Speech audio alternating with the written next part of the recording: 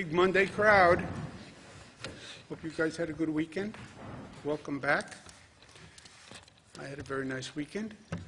Not that anybody is asking. Nice weekend with the girls. Boyfriend. I like the boyfriend, if anybody asks. Boyfriend is the part of the premises. Monday. This is the total hospitalization rate. What you see is basically flat. Flat is not great, but flat may be a reaction to the weekend. Sunday discharges may be down. But we have the same question: how fast and how steady is the decline? We don't want to see flat. We want to see an increasing decline.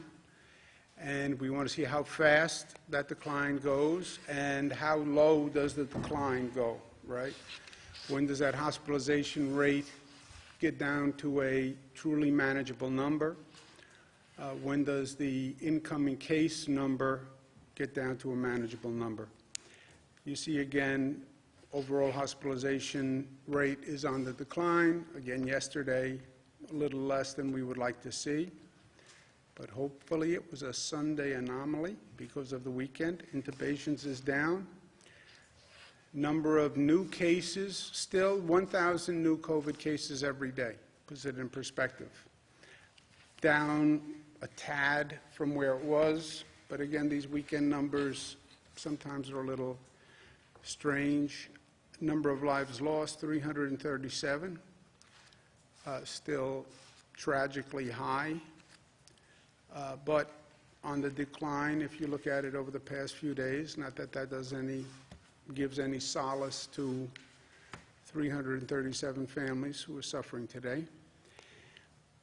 On testing, this has been a big topic, increasing testing. It's been a scramble for all the states. We're doing well on it.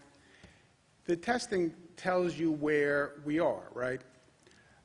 And whether the infection rate is going up or going down. We've now tested 7,500 people statewide, so that's a very significant number, and it gives us a snapshot of where we are. It's just a snapshot, but snapshot, snapshot, snapshot. You look at the different pictures, and you have a movie at one point, and you can track what is happening. So it's 7,500 people. The percent statewide that's positive is 14.9. When we tested 5 days ago, it was 13.9. 13.9 to 14.9, 1 point. Statistically, it's in the margin of error. I'd like to see the margin go the other way, but male, female, they both went up a point. Men are still more likely to have the virus than women by a couple of points. Whatever that bespeaks, I care not to speculate. These are the regional numbers in broad strokes. Long Island 14, New York City is up a couple of points. Westchester, Rockland is up a couple of points. The rest of the state is basically flat. This is the infection rate by region. People hear New York, they think New York City. Yes, we have New York City. We also have upstate New York, North Country, which is predominantly rural or suburban. And you see different situations across this state. This is not a homogeneous state. So the Mohawk Valley, 2.6%. North Country, it's 1.2%. Capital District, 2.1%. Hudson Valley, 10%, but that has Westchester and Rockland in it. Central New York, 1.3%. Southern Tier, Finger Lakes. Western New York, 7.1%. Western New York is the high point upstate. Hudson Valley, again, has Westchester, Rockland. We had a significant problem in Westchester, less so in Rockland, so I think that would skews that number. But when you see 1.2% in the North Country, 2.6 Mohawk Valley, Capital District, you see a much different situation than you're looking at in New York City, where you're in the 20s, right? So different situations, different strategy going forward. We're coordinating as a state, we're coordinating with our neighboring states, but you still have to take into consideration the variations across the state, and that's what we're trying to navigate. By race, you see the percent for Asians is ticked up, African Americans actually down. Latinos went up 10%. Nobody can explain what caused that jump in this survey, and it's something we're going to watch, and we're doing more testing in lower income communities and African American and Latino communities, as we discussed. And the age breakdown is fairly consistent with where it was. So that's where we are today in New York. New York City, obviously, high point in number of cases in the country, higher than some countries globally, and upstate New York, a very different reality. Big question is reopening, especially for those places with less of an issue to begin with, or places that have reduced their problems. And I get a lot of local officials who are calling me. We want to talk about reopening, reopening, reopening. Know what you are doing before you do it. Those are words to live by. I don't know who said it, but it is a true axiom. So we want to unpause. May 15th is when the pause regulations expire statewide. I will extend them in many parts of the state, but in some parts of the state, some regions, you could make the case that we should unpause on May 15th. But you have to be smart about it. We all have to be smart about it. As we said, there is no light switch where you flick a switch and everybody goes back to doing what they're doing.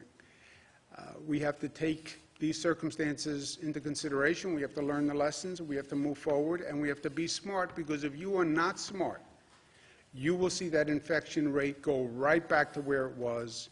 We'll be right back to where we were 58 days ago, and nobody wants to do that. So what I want to say to my regional colleagues is be smart. Well, we want to reopen. Well, have you thought through reopening? And we have a couple of weeks, but start thinking through what it means to reopen. First question is, do we meet the CDC guidelines that say you reopen when you've seen a decline in numbers for 14 days? Second, we've talked about, on the reopening, bringing back construction and manufacturing as the first two industries. But how do you bring them back? And what precautions are going to be in place? What precautions do you want those businesses to institute when they start? And part of this is on business. You know your business. I don't know your business. I don't know how you do business. How do you incorporate into how you do your business and where you do your business the precautions that we want to take going forward? How do you do social distancing? How do you do monitoring? Are you going to take the temperature of people who walk in the door, et cetera? And that's for government, but it's also a question for government, for business. Healthcare capacity. You want to reopen a region. What is the healthcare capacity in that region? How many beds will you have available if that number goes up? How many ICU beds will you have available? And are you contemplating what's going to happen when the flu season kicks in September, where we could potentially now be dealing with COVID cases on top of flu cases? You have to test for both and possibly have hospital capacity for both. Do we have testing in place? And is testing ready to go? Because testing is one of the main monitors, right? Do we have a tracing system in place? We all talk about testing, tracing, isolating. That has to be in place. Test people, you then trace the contacts, you find the positive people, and you isolate them. But you need a tracing system. And this is something we've never done before, right? So that system has to be in place. When we isolate people, where do they go?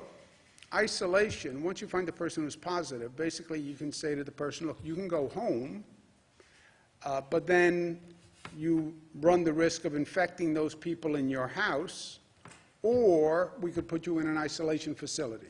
We have a hotel, et cetera, that we can put you in for 2 weeks. But you have to locate those facilities first. We have to coordinate as a region. There is no one county in a region, it's a region. And these are the Regional Economic Development Council regions that have worked together. But we have to coordinate that region. So everybody in that region has to have the same policy when it comes to schools, when it comes to transportation, when it comes to testing, when it comes to tracing. And that region's plan has to fit in to our overall multi-state plan. No attractive nuisances. Attractive nuisance is a legal concept where you have a potentially dangerous situation that actually attracts people, normally children, to it. We can't open an attraction that might bring many people from outside the region and then overwhelm people in that region. You have a lot of pent-up demand. And we have seen this before, where when we're not coordinated, we have New York people going to Connecticut because Connecticut has parks or waterside access that's open. We don't want to create a situation where people flood an area because they're looking for something to do. And then we need a regional control room, I call it. We have to be monitoring what happens when we start to reopen.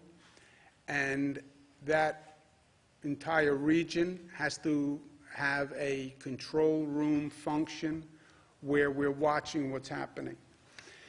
For those friends who are more graphic, we're going to turn the valve on reopening, turn it a little bit, start to reopen, and then you watch the dials. What are the dials? Hospitalization rate, which we know now. We've been watching that. What does the antibody testing tell you? Antibody testing is important because it tells you the people who were infected, the infection rate, and now resolved because they have antibodies. What does the diagnostic testing, which is a different type of testing, tell you? Positive and negative, but what's happening on the diagnostic testing? Those dials will give you the fourth dial, which is the infection rate, what's called the RT rate, the rate of transmission. So turn that valve a little bit.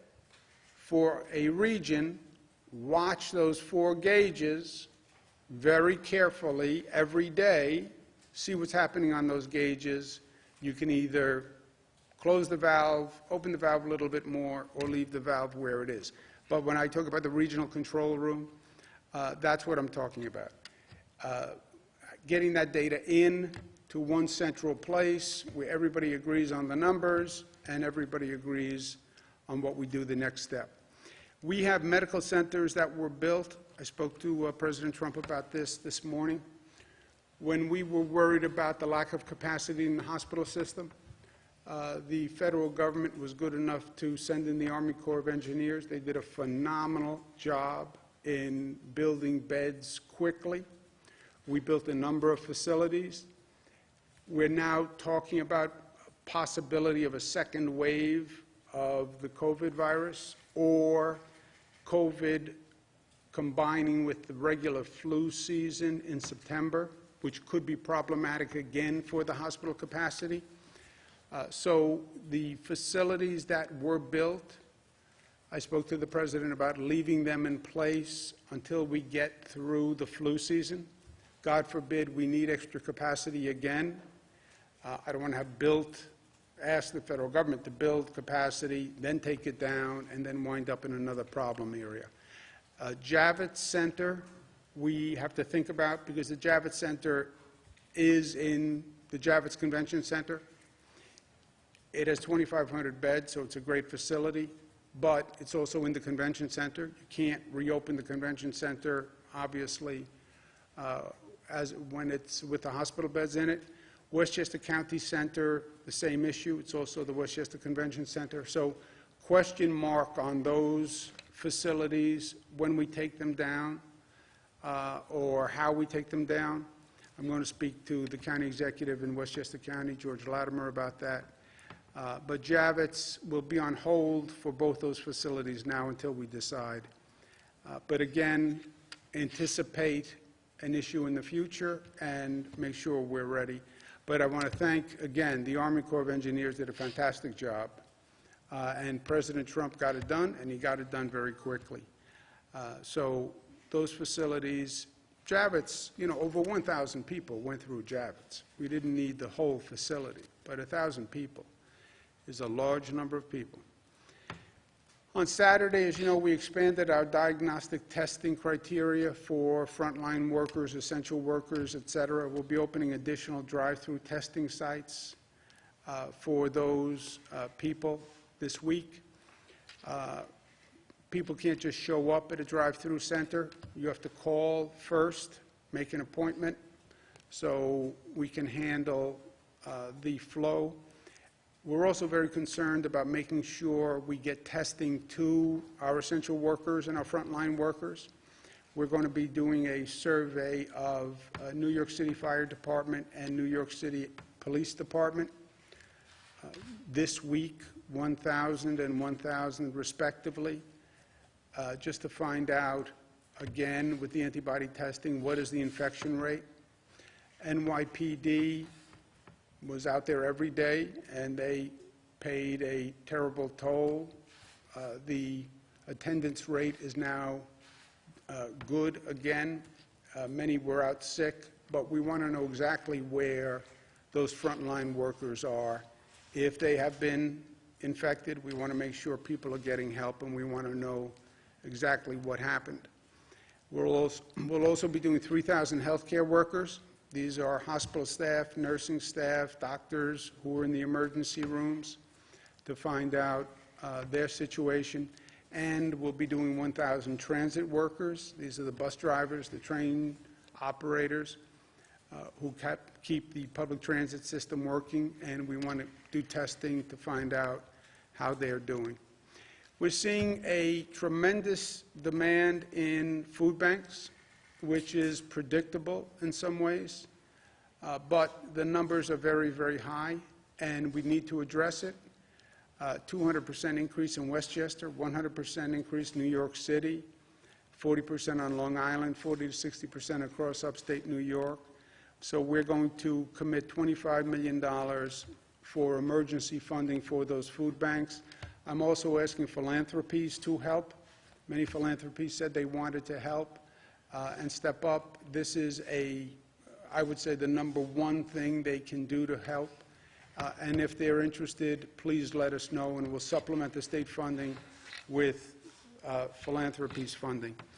We also have an issue across upstate where, because the markets are so roiled, some farm cooperatives are actually dumping milk because the market can't consume it.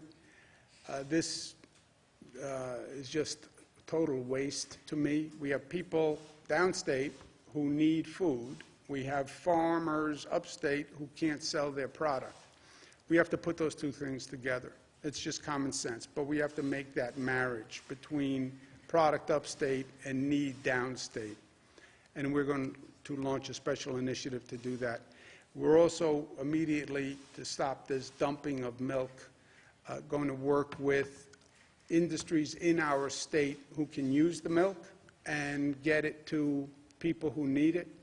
So I want to thank these companies who will be working with us to buy the excess milk, yogurt, cheese, sour cream, cream cheese, and then we'll give it to the food banks that are downstate. When it comes to reopening, and I talked about what I'm going to speak with the regions about, but I don't want to just do reopening. We have to use this moment to reimagine and be smart and grow.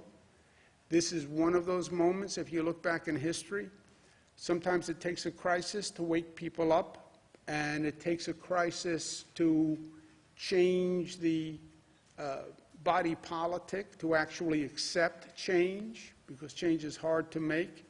And if you look at the instances in the past where we've had significant problems, you'll see we were normally smart enough to learn and to grow from them.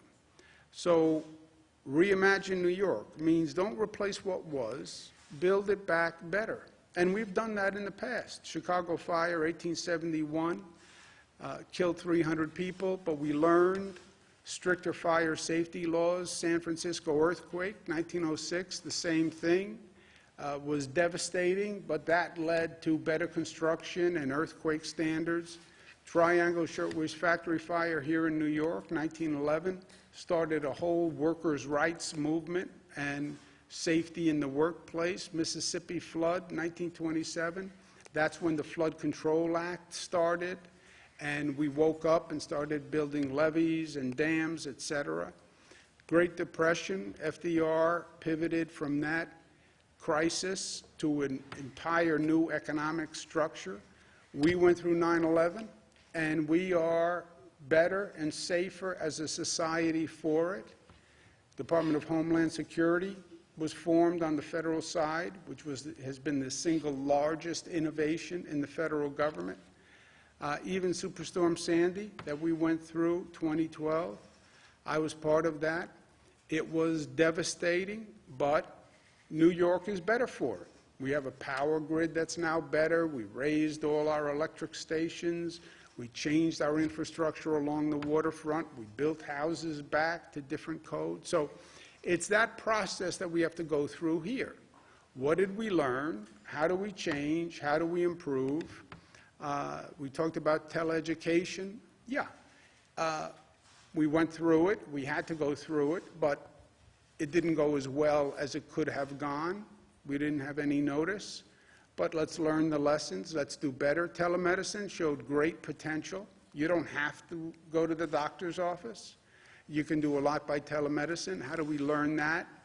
Public transportation, we're still learning. How do we clean and disinfect a public transportation system on a daily basis? I mean, just think about the scale of that undertaking. How do you do it? And we're still trying to figure it out. And then how do you have a better public health system? Because we were not ready for this. Our health system was not ready for any public health crisis that would demand more capacity or more coordination. So let's learn from that, and let's have a society that has more social equity. You look at the people who paid the highest price for this crisis. They were the people who were in the least good position to pay. The poorest among us always pay the highest price. Why is that? Why do the lower income communities see this disease in higher proportions? Why were the essential workers who had to show up disproportionately African American, Latino? So, is life going to be different? Yes, life is going to be different. But different in this case can mean better if we're smart about it. And when we're finished going through this, we should be tougher and smarter and more resilient and more unified and better than before. Last point, A.J. Parkinson, great quote, "I respect elected officials who aren't typical politicians." Elected official does not have to be a politician. Politician has bad connotations to politicians, the word politician. You can be an elected official who's not a typical politician, not a go-along, get-along kind of guy, you know, not a make-no-waves kind of guy. Kentucky Governor Andy Beshear stood up, said to his senior senator in the state, Mitch McConnell, that Mitch McConnell was wrong on saying he wouldn't provide funding to state and local governments, and wrong in saying states should go bankrupt. It is hard for a governor, especially Andy, who is a relatively new governor, to stand up to a senior official and speak truth to power. That is hard. Takes guts, takes courage. And you don't get that from a typical politician. So it warms my heart to see an elected official who is not a typical politician. Thank you, Governor. Questions, comments? Governor, are you confident that the President will use the Defense Production Act to make more chemical reagents and swabs? I don't know exactly what the President has said about using the Defense Production Act. I know he's used it in some situations. I don't know if he said that he'll use it for swabs or reagents. What do you make of the models that appear to have overestimated hospitalizations but appear to have sadly been more accurate when it comes to lives lost, particularly when it comes to New York? Look, we've said all along, every projection model showed many more people being infected. CDC model, Coronavirus White House Task Force model, Cornell-Weill model, Columbia model, McKinsey model, they all showed a higher projection rate. They were not wrong. We changed reality. We changed reality. They said the curve was going to go like this. We changed reality. We shut down, we closed schools, we closed everything, and the reality was the number was much, much lower, which is a beautiful thing and a good thing, and a testament to the intelligence of the people of this state and this country. So, were they wrong? No. You changed reality. And the reality was much more beneficial, and hundreds of thousands of people who they projected would get infected if we did nothing, was basically their projection, weren't infected. I'm talking specifically about the 16,000, there were estimates that that's how many lives New York would lose.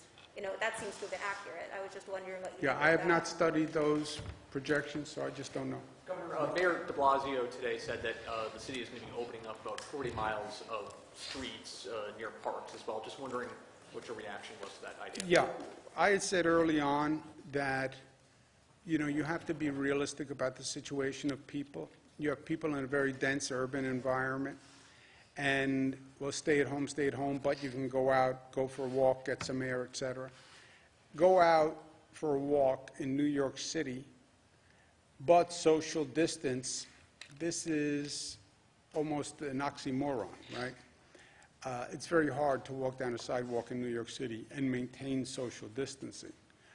So I had said New York City should open streets, because remember, New York City, the traffic is way down, way, way, way down. I don't know the percentage, but it's like night and day. You look at pictures of New York City, you see 1 or 2 cars going. So open streets.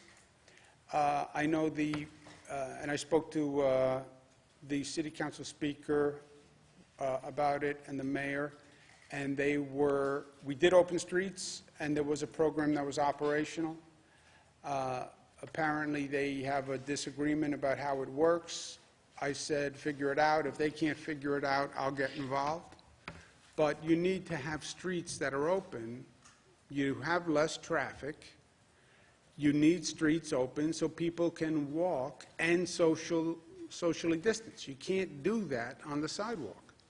And there has to be a way to close streets because you have no cars. If you have no cars, you don't need as many streets. There's a direct proportionality. Governor, you said you spoke to Donald Trump this morning, the president, correct? Yes, sir. About what time was that? Ballpark. Oh, I don't know.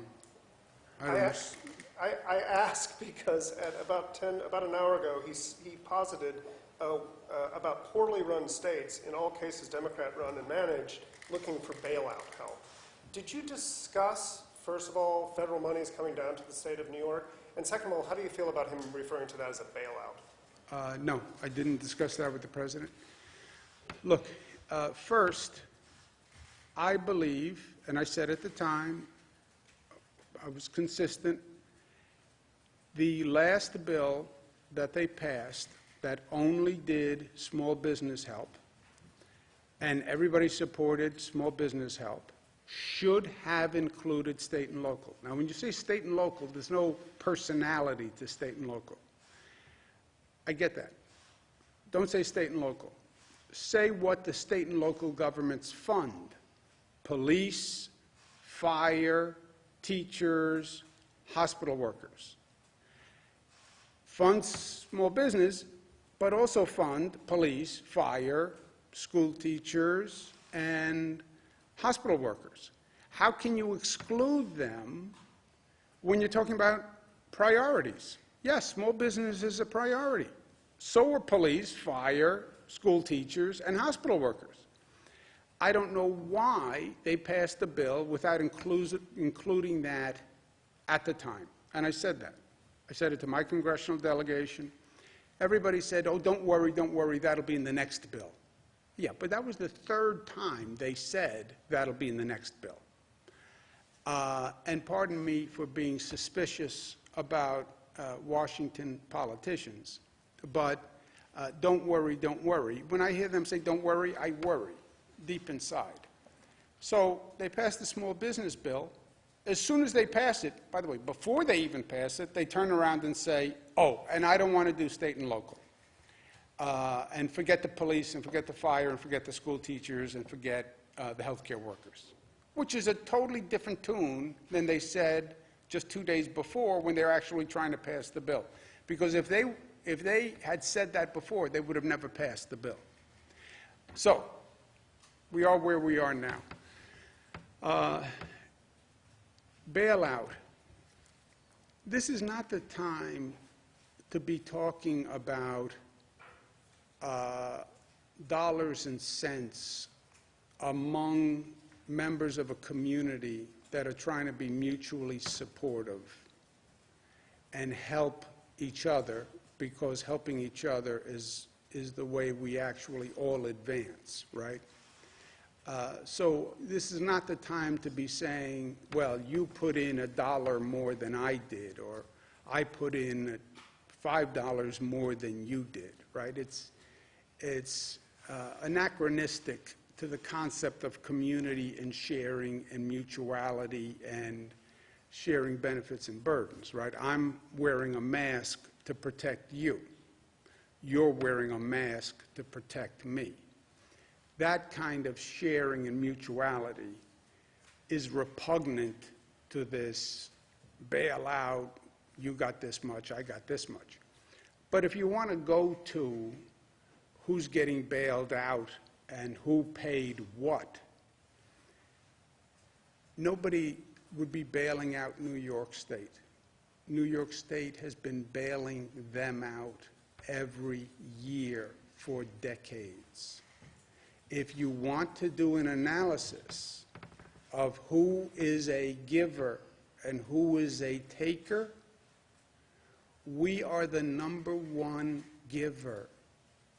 The #1 giver. Nobody puts more money into the pot than the state of New York. We're the #1 donor state. And if you want to look at who happen to be the donor states, who are the giver states, they are the same states that they're talking about now. Who were the taker states? Kentucky, southeast part of the country. And by the way, I understand we're one nation. You put into the pot what you need, I put in what I need, you take what you need, you take what you need. And that's the way it's always been. But if you actually want to call for an accounting, which I think is repugnant to this time, and I don't think it's constructive, and I don't think it's healthy, but if you want to call for an accounting, you're making a mistake, because you lose if we do an accounting. You lose. And you happen to be 180 degrees wrong in what you're suggesting. So that phrase bailout is not helpful, you would say?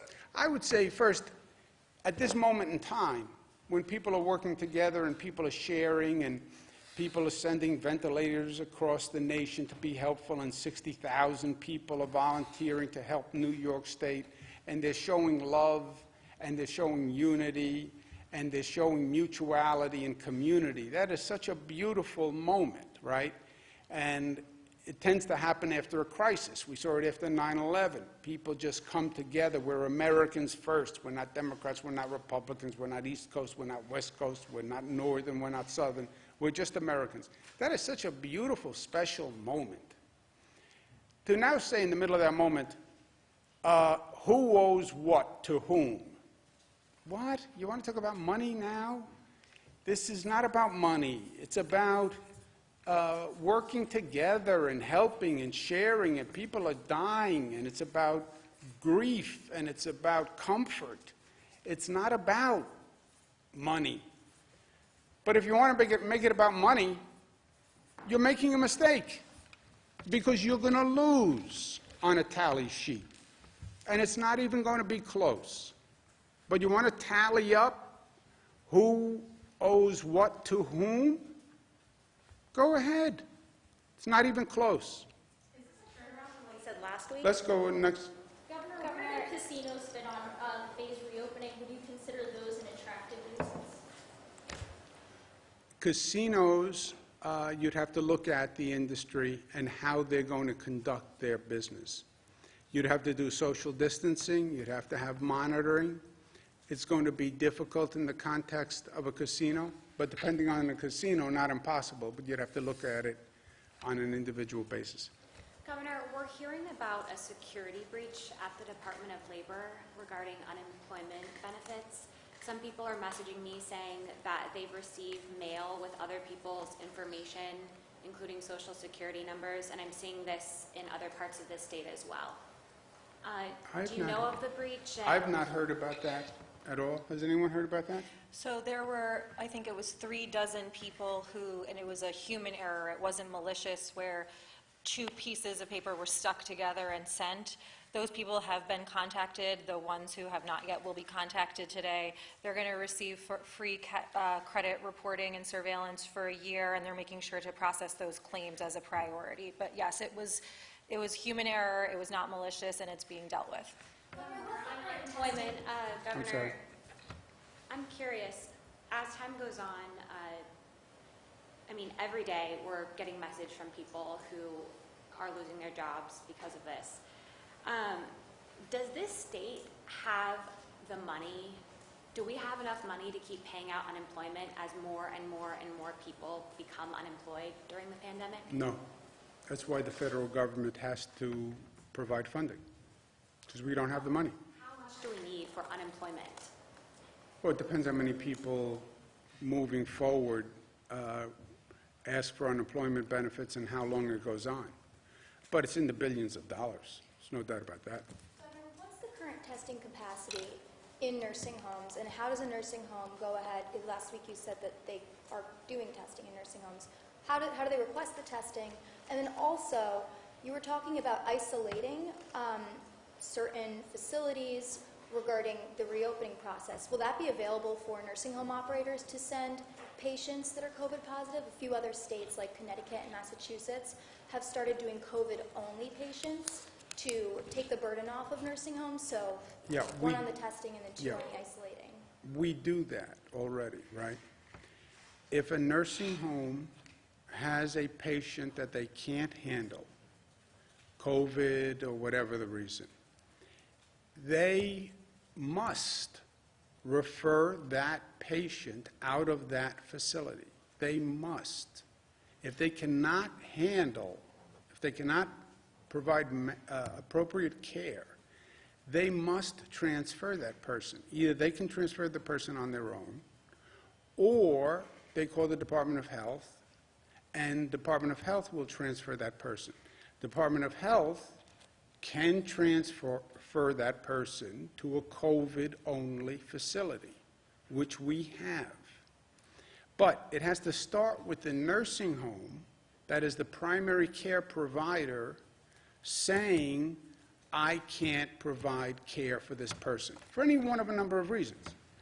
I don't have the staff, I don't have the PPE, I don't have the ability to quarantine them, I have too many COVID patients, I'm too tired. It can be any reason. If they can't provide the care, then they must transfer that person. Department of Health can put the person in a COVID-only facility or whatever facility they have that's appropriate for that person. So where are these COVID-only facilities? Because last week, that wasn't an option, it didn't seem like. Yeah, we have had COVID facilities. We have COVID-only hospitals. Downstate is a COVID-only hospital. We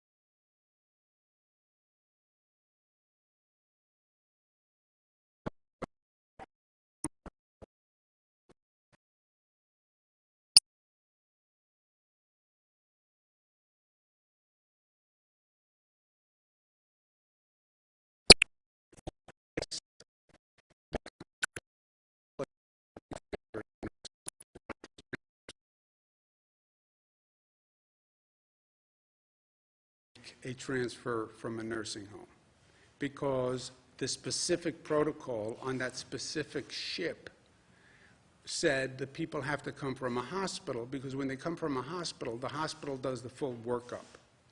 So when they are referred, they're referred with a full workup. But, yeah, you can't refer from the nursing home to the Comfort. You can't refer from a nursing home to the Marriott Hotel. You can't refer to the Hilton. Yeah, I know. But that nursing home can call any other facility or can call the Department of Health, and the Department of Health will take that person and find a facility. So, yeah, they can't refer to the Comfort. I know. They can't refer to the New York Post either. I mean, what does that mean? Right, but if a patient is sick, why does it matter if it's a federal facility or a state facility? Because it's a ship that the federal government was operating, and the protocol on that ship was they come from a hospital, so the ship knew what they were dealing with. Go ahead, Jesse. Nursing homes treat patients all the time that are there. Yeah, I know. But the protocol on that ship was it had to come from a hospital. But who cares about just that ship? If the point is that nursing home should have referred that patient and should have told the Department of Health, I can't handle these patients. They were, and that's why because they needed more medical staff. And so the No, problem they was- just, no, there's- just, I can't, just whatever reason they want. They call the Department of Health and they say, you take Bernadette. I can't handle her. And the Department of Health takes her. Now, when the Department of Health takes Bernadette, they no longer get paid for Bernadette. Oh, money. Go ahead. So could a nursing home, sorry, Jesse, could a nursing home patient go to a hospital then? So if a nursing home is overcapacitated, they can't handle their patients, could a patient be transferred back to a hospital and the hospital could then care for this person? Yeah. That could happen? Yes. Have you guys gotten requests for that? No. Not yet. Not yet? And would the nursing homes be open to regulatory scrutiny if they told the state that they can't Let care Jesse, for can I, people? we No, just no, do no, no, one- please, go ahead. Yeah, I was just bouncing off of Bernadette's point, just if New York, if nursing homes were to tell the state that they can't handle a patient or they don't have enough PPE, or for whatever reason, are they opening themselves up to scrutiny from state regulators? Not at all. They're opening themselves to scrutiny if they don't do that. If you keep a patient and you get paid for that patient and you can't provide adequate care for that patient, then you have a problem. On the issue of antibody tests, you reported today that 25% basically of New York City residents are coming up positive on that. Is that What was the number? about 25%? Is it safe to extrapolate from that over 2 million New York City residents have been exposed to this and recovered? What does that information give us? What does those results give us? Yeah, saying 25%. By this survey, 25% of the New York City population had the virus and now has the antibodies. And what does that say about the death rate? What does that say about the severity of the crisis? Much, much lower. Well, the death rate is much, much lower because it changes the denominator, right? This is what we talked about last week. you take the number of people who passed away, and we never knew what the denominator was, right? So if you want to know what is the death rate by percentage of those who were infected who passed away, yeah, it changes the denominator. And we had it down to 0.5%. One more thing, Nick. Just on the issue of antibody testing, the World Health Organization said on Friday there's currently no evidence that people who have recovered from COVID-19 and have antibodies are protected from a second infection. What do you make of that? Yeah, well, as we talked about last week also, you get different opinions on whether or not you can get infected again. Remember one time the conventional thinking was once you have the antibodies, you're immune. You can't get infected, so you can go back to work, et cetera. Now they're saying we're not so sure that you're immune. You may be immune, but you may not be immune. Doesn't that complicate and change your calculations about how to reopen the state and even your approach to antibody testing? Well, the antibody testing does something else for us. The antibody testing does two things. One, what is the infection rate, which it tells you with a 2-week lag, because you know what percent were infected. Two, it tells you who can donate convalescent plasma. That it tells you. The third, the theory you're referring to is, well, now you have the antibodies, you can go back to work, right? We've never deployed that, and I don't know what that was really going to do for you anyway, because what percent, you actually made this point a couple of weeks ago, what percent are actually going to have had the infection, and can you really restart an economy on that smaller number? And now it's saying, if you believe the World Health Organization, you can't even say for sure those people won't get reinfected. The point is not necessarily that people with antibodies would be able to necessarily return back to work. No. That theory is not operational anymore. No. I mean, there's a theory, it'll go person by person, but you'd have to make your own calculated risk. You had it, you have the antibodies, my brother Chris, he had the antibodies, maybe you're immune. Yeah, maybe you're not immune. Governor, the State Board of Elections today just now has voted to cancel the presidential primary, removing Bernie Sanders from the ballot. Was this the correct move? I'm not going to second guess the Board of Elections. There are a number of, I know there are a lot of election employees of boards of elections who are nervous about conducting elections, but I'll leave it up to the Board of Elections. How has the science evolved on wearing a facial covering in recent days? We went in a fairly short period from facial coverings, inconclusive, to a mandate and it being one of the better things you can do. So if the science does support it and has evolved, is the state indirectly responsible for the spread by not issuing that mandate maybe 30 days earlier when we started response? Look, when we do the retrospective, all of these things, you could argue, why didn't we do them a long time before? Why were we shaking hands? Spread all sorts of viruses and diseases shaking hands. Why didn't you wear a mask starting last year? Used to see pictures of all the people in China wearing masks, right? Why didn't we do it? I mean, it helps with the flu, it helps with the common cold, it helps with everything. And we did it more aggressively than just about any other state. We mandated it.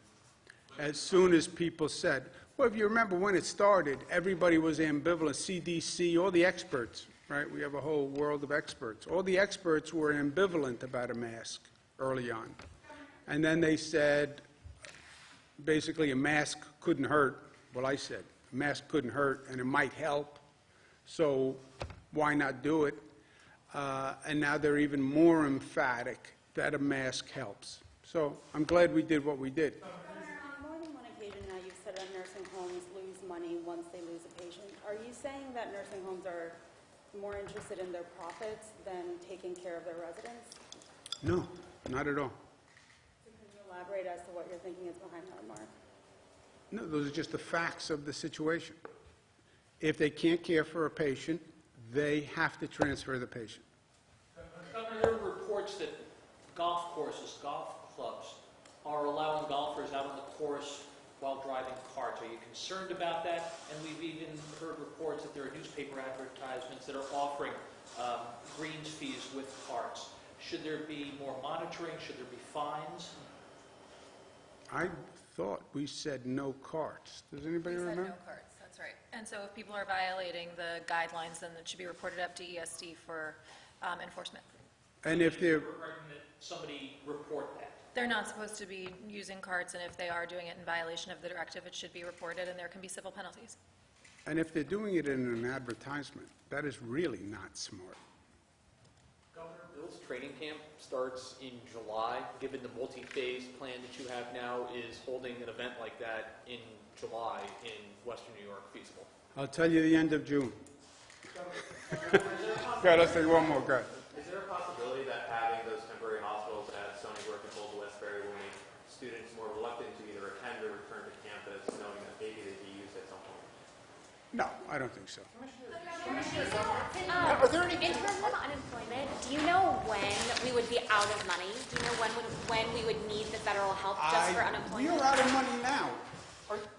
We are now running a $10 to $15 billion deficit.